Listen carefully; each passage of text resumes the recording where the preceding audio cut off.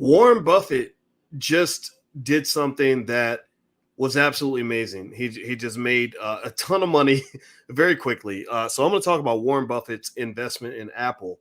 That was absolutely epic, and we're going to also break down what's going on in the financial market. So get comfortable, buckle up your seatbelt. We're going to get started on the Black Financial Channel right now.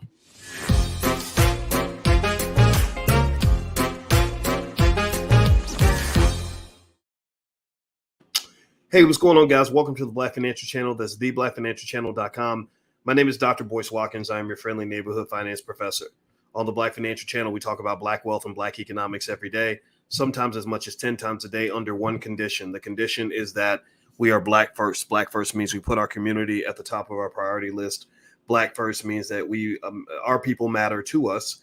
Black first means that we are prepared for the future because we learned how to solve our own problems. If you agree with that philosophy, if it's okay with you, if it's okay that I can be Black and we're not afraid to be Black, put a hashtag B1 in the chat, hashtag B1. I got to ask permission to be Black because you got some Black people out here that are scared to be Black. They think if you're too Black, that ain't nobody going to be your friend, ain't nobody going to work with you. You put the word Black in with the Black business school. Why you got to call it the Black business school? Yeah, why don't you just call it the business school? Because you're selling yourself short. You're alienating yourself. You're going to scare some people away. Well, if you scared of the word Black, if the word Black scares you, I know a couple of good Black therapists that you could talk to, but you probably don't want to talk to none of them. If the word Black scares you, then then I don't know. I'm just gonna pray for you. I don't want you up in this spot. I'm gonna tell you that much right now. So anyway, guys, I want to say hello to everybody. Robin, and I see you, GC and DW, and all my friends out there in DC. I heard about that snowstorm. My prayers are with you. I hope everything's all right for you out there. Give me a yes in the chat. Let me know you can hear me because my audio sometimes is a little bit funny. I'm on the road this week. So let me know if you can hear me. Give me a yes in the chat if you can hear me, and please hit that thumbs up button. Hit that thumbs up button. Okay, so here's the deal. Warren Buffett, give me a yes or no. How many of you have heard of Warren Buffett? How many of you know a little bit about the Oracle of Omaha? Warren Buffett might be one of the richest white men ever. He's one of the best investors around. He's made a lot of money, and God bless him. He's good at what he does, and I don't hate him for it. Warren Buffett is the topic of today's podcast because Warren Buffett just pulled off something that was epic and historic. Warren Buffett, apparently his company, Berkshire Hathaway, made an investment in Apple. It was a modest little investment, only $36 billion. Only $36 billion, but I'm gonna translate that to your life in a minute. But so don't think that we just talk about rich people, and don't think that only white people know how to build wealth. Like don't do that. Don't do that. Don't start making excuses because you got those Negro naysayers, who find a problem with every solution. Well, the only reason he got money is because his daddy gave it to him. And, well, you don't inherit $120 billion. Well, the only reason he got money is because Charlie Munger hooked him up. I'm sorry, that ain't gonna work. Well, the only reason he got money is because he's white. Well, no, I know a lot of white people who don't have $120 billion. So let's stop all that, man. Come on, seriously. Let's put that stuff in our pocket. Let's put the limitations to the side and let's talk about possibilities. So let me tell you how Buffett got his money, and then I'm going to tell you how you can go get yours. Agreed? Give me a yes in the chat if it's okay, if I can break this down. And give me a yes in the chat if it's okay if I don't give any of us permission to feel sorry for ourselves. Ain't no feeling sorry for yourself up in here. We solve problems. So here's what, and we learn from what we see. So here's the deal. So Warren Buffett and his Berkshire Hathaway company made an investment in Apple. It wasn't that long ago. This is not Warren Buffett's greatest magic trick. His greatest magic trick was how he turned an investment of, I think, $122 in the 1940s into, I want to say, $500,000 or $600,000 today. That's a magic trick for you. I mean, that's magical right there. I did a whole presentation about it. I believe it's at blackfinancialsecurity.com. I think that's where I put it. I made the lecture free to the public because everybody needs to see it because it shows the power of generational wealth, the power of compound interest, things like that. And then maybe that's not the lecture that's there, but if you go to blackfinancialsecurity.com, there is something there that's free for you and your family. Watch it because it'll teach you a lot about wealth and how people like Buffett get their money. So Buffett made an investment in Apple in 2016. So right now, Warren Buffett is, I believe he's over 90 something years old. Let me see. Let me Google that real quick. Hit the thumbs up button while I Google it. How old is one? See, Google is your friend. Warren Buffett is 91 years old. 91 years old. So at the ripe old age of about 85, at about 85 years old, right? So it ain't like he did it when he was a young man and got like an early start. It started when he was in diapers. No, he was, well, maybe he could have been in diapers. I mean, I ain't making no jokes, but y'all know what I'm talking about. But anyway, so at 85 years old, Warren Buffett decides to make an investment in Apple. Even at 85 years old, this man was still looking at the future. And he invested in Apple. He invested $36 billion, and that investment took off to the moon. And it's now worth, I want to say, approximately $160 billion today. $160 billion. This is this coincides with Apple's recent announcement that their market cap has hit $3 trillion. I believe they're the first $3 trillion company ever. Also, if you look at the percentage of Apple that Buffett has owned throughout the years, he owned 1.1% of Apple in 2016. That grew to 5.4%. He owns a little bit less than a billion shares. He owns 907 million shares through Berkshire Hathaway, and he's just killing the game. And what they say here I'm reading on CNBC, they said Buffett's aversion to high-flying tech stocks has been well documented. So he typically doesn't invest in companies like Apple. Warren Buffett is notoriously well known for being a value investor. And the reason that Buffett has that approach to investing is that he got his training. If you go back and find out where Warren Buffett learned to invest, he learned to invest from a book that I remember us talking about regularly when I was getting my PhD. And the book was by Graham and Dodd. And I believe the title of the book was literally Value Investing, if I'm not mistaken. I think it was called Value Investing. So Graham and Dodd, who wrote this book, I believe during the Great Depression, I don't have all the stats in front of me, but this book literally served as the foundation of Warren Buffett's investment training. And now here's the deal. Here's what I want you to understand. Pay attention now, Black people. There ain't nothing magical about Warren Buffett. Nothing's really magical. I mean, the most magical thing about Warren Buffett is that he's about as unmagical as they come. He's very simple-minded. He's very straightforward, and he's brilliant in that way. That's his brilliance. His brilliance is that he doesn't overthink it. He's not going to pop you in the head with a bunch of fancy, complex 10-syllable words that confuse you. He's not going to come in. See, that's the thing you got to be careful about. A lot of y'all hear people come and they talk to you about wealth, and they're using all these complex ratios and analyses and saying, well, what you need to do is you need to get the credit spread to go put the money down into the XRBs of the 4024s and the YGKs, and it's confusing. It's like, what the hell? Has anybody ever done that? Have you ever gone to an investment seminar and heard from an investment advisor who literally wanted to impress you with all the crazy words that he likes to use and all the fancy words, like fancy terminology, just so he can talk over your head? And then because you're confused as hell, you just go ahead and you sign up for whatever he's offering you because you just don't know. You're too ashamed to maybe admit that you didn't understand a damn thing that he said. I don't know if anybody else has gone through that, but I see it happen all the time. And because I'm a finance professor, right? Professors are the people who train the financial experts. I see all this and I kind of laugh because what it causes people to do is it causes you to become intimidated by wealth. It causes you to be intimidated by things like stock market investing. You become intimidated by this basic idea that, that you want to get your money right so that your family's good.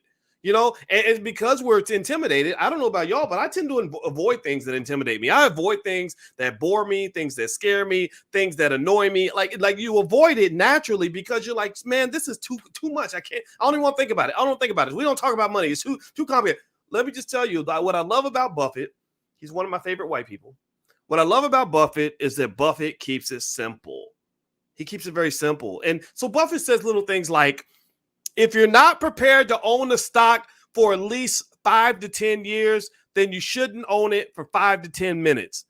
He actually said 10 both times, but I say 5 to 10. 5 to 10. How many of y'all pay attention now? When you're looking around at other people that are buying stocks right now, how many of those people are holding those damn stocks for 5 years?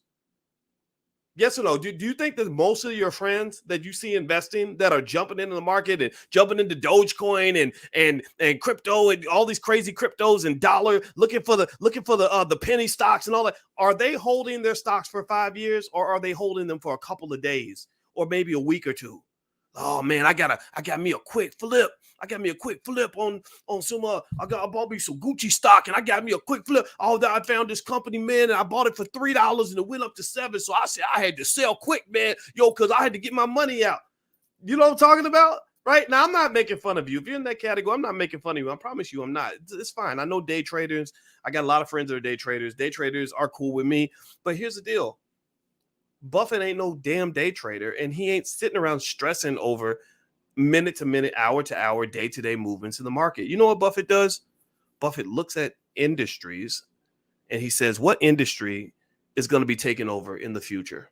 That's easy. That's very easy to pick. It's very hard. There's something called the random walk hypothesis in stocks that makes it damn near impossible to predict what a stock is going to do tomorrow. You think you can predict it, but you really can't. It's like predicting, a coin toss. Is it going to be heads or tails? You think you can predict it because you feel it in your bones, because you're shaking the bones, like at the casino, and you feel it. Oh, I feel a 7. I feel a 7. No, you don't. You feel indigestion. That's what that is. You had to fart and you thought it was a 7, and then next thing you know, a 2 comes out, and you're like, damn, I thought it was a 7, but I really had to fart because you weren't feeling anything. It was all psychological. Buffett doesn't shake the bones. Buffett is not a gambler. Buffett is an investor to the core, man. This guy, I got to give him props. Shout out to the OGs. Him and Charlie Munger are in their 90s and doing like 4 or 5 hour press conferences. The only people I know that of that age or close to it that have that kind of stamina is Minister Louis Farrakhan. I sat with Minister Farrakhan for a 12-hour meeting years ago. Where he and myself and about 10 other economic experts were talking about the economic future of the Black community, making plans for Black people. And literally the minister put me to shame because he sat there with us the entire 12 hours and did not even need a nap. Now, me, about 3-4 hours in, I need to go to sleep. I was my head was nodding. I was trying to stay focused because it's Minister Farrakhan. I mean, I love the man, right? But the minister literally put us all to shame, right? So shout out to the OGs that are really teaching all of us, all young people, those younger than me, how to invest and what good, stable investing looks like. This is what you call solid wealth creation. He won 120 billion. So let me translate that to you. It may seem out of touch. It may seem, man, I can't invest 36 billion in Apple. Maybe you can. I get that. None of us can. But maybe you could have put 3,600 in Apple. Maybe you could have put $36 in Apple. Maybe you could have put $360 in Apple. You see, the thing about math, that the reason I love math, I love my woman, but I think I don't know if I love math more than I love my woman or not. Because at least one advantage that math has over my woman, I love my woman though, she's pretty awesome. But one advantage math has is that math is really consistent. I know exactly what math is going to give me every single time. And let me tell you about math. It scales directly. It scales very easily. So if Buffett made 120 billion on a $36 billion investment, that means that he would have made 120 million on a $36 million investment, or he would have made 120,000 on a $36,000 investment. Do you get what I'm saying? Do you follow it? Give me a yes in the chat if you follow what I'm saying. Some people think when I talk about math and random walk theories and financial concepts that I'm talking over Black people's head. Well, Black people don't want to talk about that. They want to talk about the next verses. They want to talk about what their favorite rapper's doing and who his next baby mama is and who's dating the Kardashians and all that. They want shade room. They don't want intelligence. Well, I don't believe that. I believe that you can enjoy your shade room. That could be your guilty pleasure. Ain't no wrong with the shade room. Shout out to the shade room. But I think that Black people also want to grow and evolve and understand what's going on and how these people are getting ahead. So here's the deal. There was a major money grab that happened right in front of you. This was not a heist that occurred in the middle of the night. This was not done by rich people using rich people's sneaky little connections and tax loopholes and all the little tricky things they do to keep poor people in their place. No, he did exactly the same damn thing that a lot of y'all did in this chat. Some of y'all did this. Some of y'all, I'm not going to say that none of y'all did it because some of y'all did it. Some of y'all are in this chat right now. Give me a yes right now if you made plays on stocks like Apple and saw your bank account go up. That's one area of the universe where, the financial markets are not going to discriminate. If you own the stock, you will get paid just like the white man gets paid. So I want you to kind of pay attention because these are where the big money grabs are occurring. And one of the things that you can feel sometimes is like, man, damn, I missed it. That's called FOMO, fear of missing out. Like, dang, man, why couldn't I bought Apple back when it was cheap? Dang, man. Well, let me just tell you something. 10 years ago, people were saying the same thing. 10 years ago, people were like, dang, I could have bought Google back when it was just $50. Dang, now it's $500. Dang, I missed out. It's 2010. Dang, ain't nothing available now. Dang. Do you see how crazy that is? Do you get what I'm saying? You see, you got to understand, you don't live in the future, you live in the past. You don't live in the future, you don't live in the present, you live in the past. So that person in 2010 who thought that he missed it all, I missed it all because I didn't invest in 2007. Now the stock done went up and it's too high and I can't buy it now. Well, everything in 2010 is super cheap compared to what it is right now. So everything right now is probably super cheap compared to what it's going to cost in 2027. So I just wanted to show you guys what happened with Buffett and his investment in Apple. And Apple is a solid company. I think it's still got a lot of upside to it. I think they're going to continue to make money. I think with this metaverse thing, their income's going to explode. They're going to get into metaverse. I believe they're going to make a pair of goggles, headset, whatever, that's going to be better than the Oculus. In fact, my wife and I are going to meet on our Oculuses tonight. I'm traveling, so that's what we do. We meet in the VR space and hang out a little bit. So I'm going to meet my wife on my Oculus, but I guarantee you that within a year or two, Apple is going to release a headset that's going to be as good or better than the Oculus, because I am fully convinced that Apple and its CEO, Tim Cook, they hate Mark Zuckerberg. I believe they hate Mark Zuckerberg and they wanted to destroy him, which means they're probably going to compete with the Oculus. Another thing that Apple doesn't seem to like very much is Elon Musk. I think that they remember Elon Musk tried to partner with Apple. Apple turned him down. So I believe that that's because Apple at some point is going to compete in the electric vehicle space as well. Those are two industries that are definitely going to emerge, where trillions of dollars are definitely going to be made